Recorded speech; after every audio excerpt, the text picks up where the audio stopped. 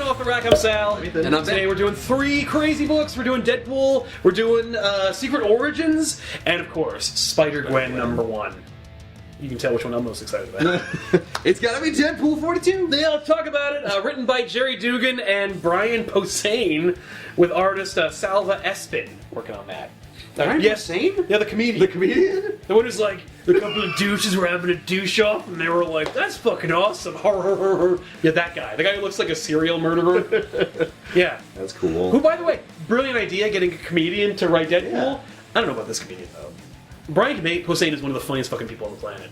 And a nerd. Yeah. I don't like his Deadpool. Yeah, he's really great doing his persona as a big creepy guy, but putting it in like I a didn't young even notice that he wrote body. this, No. and it doesn't strike me as a hilarious Well, book. his comedy is awkward comedy, and Deadpool isn't awkward comedy. Not especially. Deadpool is wisecracking. Yeah, yeah. He's quippy. Right. What do we think overall of this issue? It was fine. Right? I wasn't... It didn't really annoy me. No. But I It didn't love pull me in, but it didn't repel me at the same time. Yeah. I'm kind of left feeling like I didn't read it. Cool. Omega Red and Deadpool. Why not, right? Like, it's got Omega Red in it. He's cool, and that'll be fun. Yeah. And it's 3 issues before his death. We are not going to follow his death. We might get his death issue, but we're not going to do what we did with Death of Wolverine. Right. Where it was like, shit. Right. We only do that when we're like, holy crap, this is great. So, you know, this is not great. See, I'm really confused by the end of this book. Yeah. It didn't make any sense as to why Deadpool is still freaking out. Oh, yeah. No, I don't know. I don't know. No. I even read the context page. I was still like, man. Yeah, I really didn't quite understand what was going on. I mean, to some extent, you really don't really need a whole lot of context. Like, it's bad guys attacking a village, Right. and the village comes together to repel their... yeah, and for some reason, Deadpool really likes them. I Yeah. don't know why? I'm sure context would help, but, you know. And Deadpool didn't kill Omega Red's family. Nope. He says it multiple times. He believes that he didn't, but then he has like a flashback that Yes. suggests that, like, wait, maybe I did. And that was kind of interesting, especially because he says, like, you know that, like, you can't trust your own memory. Like, you're in a comic, you can't trust your own memory. It's like, who true. knows? And then, like, he realizes, like, wait, maybe I can't trust my own memory. Like, Yes. maybe he's right and I'm wrong. That I was kind of That's a cool interested in. idea. Yeah. That was the only moment in the book where I was like, this is kind of interesting and cool. I've never heard of Omega Red. He struck me as a Spawn-esque villain because he's using, like, twirling. Yeah. Like, Omega Red was grabbing part of the program that created Weapon X. Yeah. He was Right. a Wolverine villain. Yeah. Because that adamantium... it's Tubes. He's like evil Soviet Dr. Octopus. Okay. What do we think of the art for this issue? I thought it was pretty good. I thought it was good. It was decent. Yeah, I wasn't like, oh my god. But it was cool. It was serviced the story really well. Yeah. It looked like Deadpool. It's a Deadpool book. Yeah. It made sense. I call it better than average art. Yeah, you know, like, Omega Red needs to be drawn by Jim Lee or somebody. It Yeah. just needs to look real. Like, Omega Red, my Omega Red has a lot of detail. Like, he's a 90s character, but, like, my Omega Red is, like, really gritty and cool. This Omega Red was more like every character. Like, Muted? he's muted, yeah. He's more like Yeah. pulled back a little bit. There were times, especially with the adamantium things, Like tubes. tubes that the drawing on that, I was just like, I couldn't really tell what was supposed to be happening. It looked weird. See, I've seen it work in cartoons where the adamantium Yes. moves in, or the tubes. things Yeah. work. Yeah. And it makes a lot more sense knowing that Knowing how it's supposed and to. then seeing it in the comic. Yeah. At the same time, it looked like it was both sharp and not. Yeah, No, I couldn't tell if it's supposed to be sharp. They weren't supposed to be. Okay. But it certainly there were cuts times a where drawing it looked now. like blades. Yeah. Overall impressions, what do we think? Is it a buy or is it a die? I mean, if you're a Deadpool fan, Definitely it keep it seems up. fine. Go ahead. It seems like a very serviceable Deadpool book. if you got a person, I'm interested in Deadpool. Should I pick this up? Yeah. Cool. There you go.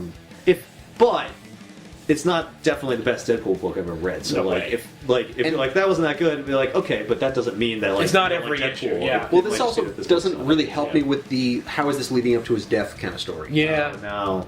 Yeah. So I'm a little lost. So I Well- wouldn't say if you're interested in that, jump on board. Maybe a little later. Yeah. Or earlier. Like maybe if you have more context and you really care about what's going on. That's a possibility too. yeah. But this is not necessarily the most jumping on of books. Yeah, I've read 3 Deadpool books, and this was the weakest of the 3. Easily. Yeah.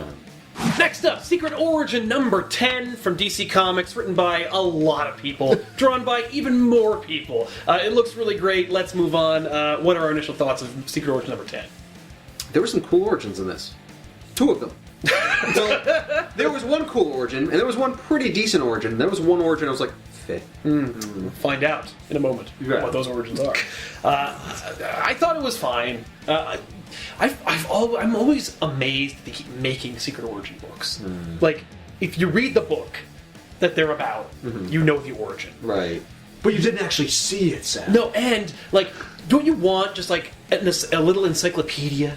Right. Don't you want... Would you like to know more? Yeah, exactly. Click. Thanks. Starship Troopers. It's, yeah, I felt like it's utterly disposable. Yeah, I throw felt it like- right away once you're done Well, reading it doesn't service Didn't the add story anything. at all. It's very burn after. It doesn't help me really understand my character to know their background just a little bit more. No, but people really want to know that, and they want to have definitive things. That's why I picked it, because I was like, you know what? I'm so backwards on what Batgirl's all about right now. Let's read it. Especially because, timely enough, they released the origin of Batgirl. I kind of feel like when you really expand upon the backgrounds, it's just so people can be like, actually, Yes. that's not how it happened. Yes. Obviously, for like Batman, I feel like a secret origins. Well, exactly. They do it, though. If you I don't know read a about secret... Batgirl. Maybe her backstory's not all. It's not. I don't know. It's not. So maybe it have does this. add something. Yeah. I don't know. I Well, don't know. this also is a really weird background for Batgirl. Yes. Yeah. Like, This is the new 52 insanity. yeah, whatever I expected yes. was not They what I all got. are. Yeah. What the hell? Well, that's the other reason why it might have some value, because everything is all fucked up with New 52, so, like, you really don't actually know Secret necessarily Origins. what happened with these characters. It's true. It's a great opportunity for them to, like, lay the groundwork for all the things they fucked up. And it certainly does explain for me why she's not still paralyzed. Yes. I'm like, wait, wasn't Barbara Gordon paralyzed after being Batgirl, and now then was Oracle, and can't ever walk again? Nope, and now it's... Now she can. Yeah. What's your Yeah. favorite origin Batgirl. from here? From here, Yeah. Poison Ivy. I like Poison Ivy as well. Okay. Poison Ivy was good. I thought Poison Ivy was good. Yeah. I thought it was also the most pointless. Yes. So Well, it was the most, like, no duh. Right. Like, that was the story I knew already. Like, Yeah. Well, she got splashed with this plant stuff that she was working on, and she became Poison Ivy. Yeah. Duh. And then she used men to further her cause of becoming Poison Ivy. Yeah, Right. okay, I get it. Right. But, like... But this was the But it was better fun. version of that. But you know what else I like about that? The art. Yeah. Yeah, the art art was best very for good. in Poison that. Ivy. Yeah, definitely. What did we like art-wise? Best art from one of the Secret Origins. Oh, Poison Ivy. Poison Ivy. Yes, definitely. Unanimous on that. Yeah. All right. Any other initial or final thoughts on these books? I don't or care on this about- book?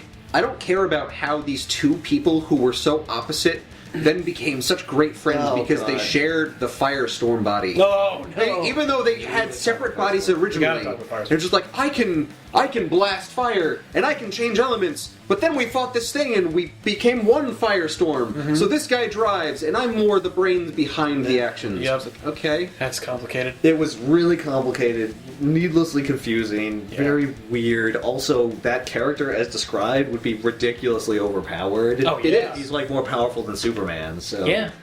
you could change matter into like whatever you want. Well, Which whoa, means whoa, he can whoa. also make. Inorganic matter. Inorganic- So I can't right. change people. So it's or animals. incredibly limited. But I can change everything. You know what he can do? You can change 99% of the universe. Yep. Firestorm was topical because he's in the new Flash show. They just revealed Firestorm on Flash. Wow. Which means they're gonna show us Firestorm, like, for real. Wow. Which is insane. That is So insane. it's timely, and it's also a staple of the old Secret Origins where, one, they would show you an origin you really, really need or want to see, Right. Batgirl. Two, they show you an origin of a really, really obscure character you'd never give a fuck about unless you bought the Batgirl book, Firestorm. And three, they showed you an origin you probably already knew already, but about a bad guy, Poison Ivy. So it's everything you all expect about Secret Origin. Ben, you also had an interesting time looking for Secret Origin on the internet, didn't you? Yes, I did. What'd you find? You read another issue of Secret Origin, didn't you? I did. I read Secret Origins 10. Now you're saying, wait a minute, I thought you were reviewing Secret Origins 10. This one. Well, we are. But apparently on the same day that Secret Origins 10 was released, another copy of Secret Origins 10 was re-released from 1987. So when I read that book, I was really confused as to why I was reading it. Is it a recommend? No. If you need to know what happened to Barbara Gordon, this will be the updated wiki, so you don't have to. Yeah, I was going to say, if you want to know about the characters, look online. Yeah, That's watch- your background. There's some great YouTube channels that talk about the origins that you could watch that aren't here that, that do those. Yeah. This is not. I can't recommend recommend this. it. No, Sorry. No, they're so disposable. The only great story in this was Poison Ivy's. Like, that's cool. Yeah. I like that. All right, let's get to the next one. Finally, Spider-Gwen #1, written by Jason Latour, Robbie Rodriguez on art, and Rico Renzi on color. I have to mention that because the coloring is great, and it needs to be paired with everybody. Yeah. The initial impressions of Spider-Gwen #1. This was a cool book. Yeah, I like this book. Yep, liked it as much as I liked Edge of Spider-Verse #2 when they did this. It was great.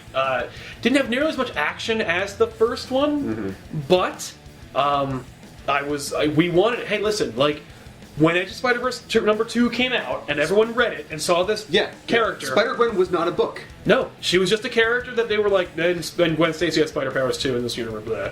And they went crazy with it. We all loved it. We all recommended it. Everyone went out there. They bought that issue.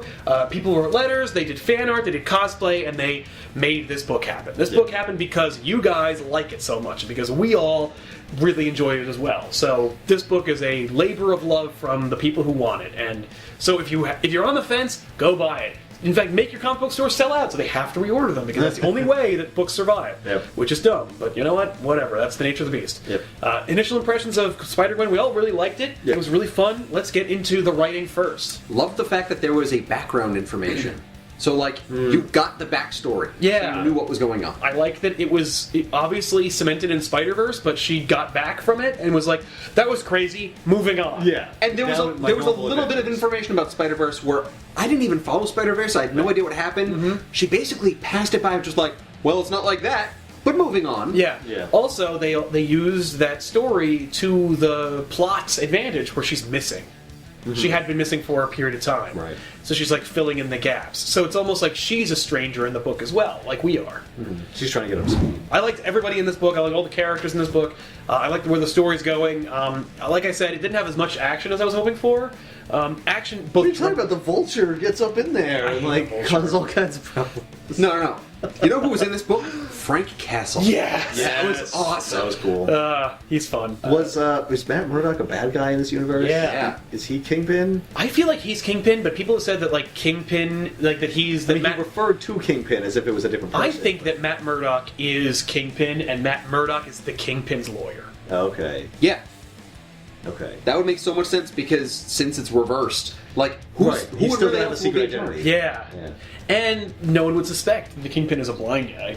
Right. And that's cool. I love this universe and everything that they're doing with all the characters. All the fun little like spins and uses of the characters is great. Yeah. Let's get into the art, because it's so good. It's the superstar of the book. Yeah. Damn. Looks great. And the coloring is just unmatched. phenomenal. Without the coloring, the art doesn't really sing as much. Yeah. I love everyone's faces. Oh, yeah. There's not a single face in this that I did not look at and be like, God, that's cool. Yeah. And they're all distinct, and they're all proportionate and make sense. And Yeah. They look like real people. yeah. And I'm not saying that the art is hyper-realized No. where they look real. No, I'm saying that, like, you get the image of a person, and that person looks the same throughout the whole book. Yeah. They don't look different. Consistency. Yes. Yeah. The spider sense is my favorite visual from this book. When I first saw the cover, and not this cover because this is a variant, but the cover to the book, and I saw her shoes, I was like, is she wearing slippers? Right. Like bathroom slippers? And I realized it was just how they were being drawn at the time, like the soles. Yeah. And at first, it threw me off, and I was like, that looks weird. And then I got into the rest of the comic, and I was like, that looks cool. Yes. It's a nice little splash of color that's totally different from the rest of her outfit. That really works. Yeah. Everything about this is just great. My favorite visual in this book is when she's trying to taunt the Vulture and she's tagging all the buildings. It's just there's something about the colors and the Yeah. contrast and the bright green and just the fact that she like spray paints Yep. is It's really cool. Very cool. Yeah. My only regret of this book is that it's not a graphic novel. I thought you were going to say your only regret is that the Vulture's in it. Oh yeah, I don't like the The Vulture. Vulture sucks. And like that's the funny thing is that like Matt Murdock being the Kingpin possibly, and like Frank Castle's change and Ben Grimm's change, and then Adrian Toomes is still the Vulture. Like what? Do you think Venom will ever come in this book? Oh, easily. Oh yeah, Venom's gonna definitely. be That'd be and then it'll be cool. really cool. Will it be like Chick Venom? It would have to be. Yeah. And then Well, I mean, because she's supposed to get the black suit, and then oh yeah. she'll shrug. Well, they it don't off. have to do that. No. They can do anything. Well, 'cause yeah, I don't know what they'll do, but like Well, yeah. that's the other thing. Like, I imagine it would be Chick Venom because it attaches to Spider-Man or Spider-Gwen. Because how else would it get the spider powers? Right. Yeah, because the suit doesn't emulate her Yeah, powers. Because that's true. I don't know. Are there any other Spider characters in her universe, or she Doesn't seem like it. Okay. Thank God. How come Spider-Man has like a million Spider characters in his universe, but all the other universes there's only one? He's been around longer. Yeah, because it's the regular universe, and they didn't think about using alternate realities until way later. Right. So yeah, Buy this book. That's the end of I it. can't wait to Yeah. see it, and I want to see it collected. But I'm buying it month to month. Same. So there you go, guys. Off the rack. These were some fun books. Thanks a lot for watching, everybody. We really appreciate it. And hey, let us know what you'd like to see us review in the comment section down below. Don't forget to like and subscribe. It really helps us out. And we got some cool shirts over on our TeePublic store. Link in the description box down below. Click the sanitation to see everything we've done. Get the shit out of here. All right, this is a weird episode. Thanks a lot for watching, everybody. We'll see you guys next time. I'm Sal. I mean, And I'm Ben. Off the rack. Bye. I don't know why I did that. Off the rack. How does it move? Is it alive? I don't understand. No, it's through it's like another part of his body. Are there muscles in it? Like what makes it bend and flex and... What do we think of the art for this issue?